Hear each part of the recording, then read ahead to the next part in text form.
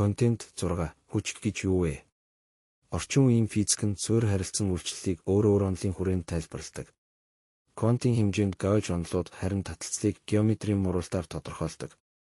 Эдгээр онолууд нь амжилттай боловч хоорондоо бүрэн нэгдээгүй хэвээр байна.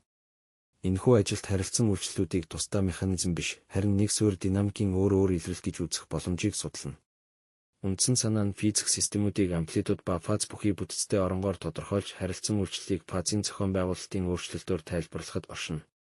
Энэ онолт хүчийг оронгуудын огтлолцлын хил дээр үүсдэг үзэгдэл гэж үзэж байгаа бөгөөд хоёр орон огтлолцох үед тэдгээрийн нэвтрлийн ялгаа хөдөлгөөн үүсгэнэ. Тэр хөдөлгөөн нь бидний мэдэх таталцал, түлхэлцэл холбоос тогтвортой байдал болж илэрнэ. Өөрөөр хэлбэл хүч бол оронгийн градиент юм.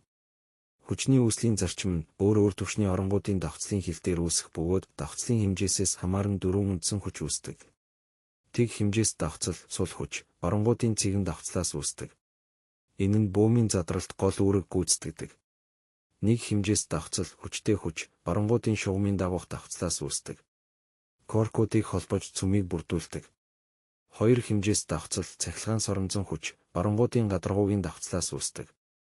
Атом ба молекулын түвшинд үйлчилдэг. Гурав хэмжээс давхцал, таталцлын хүч, оронгуудын эзлэхүүний давхцлаас үүсдэг. Сансар огторгуйн хэмжээнд үйлчилдэг гэж үзэж байгаа юм.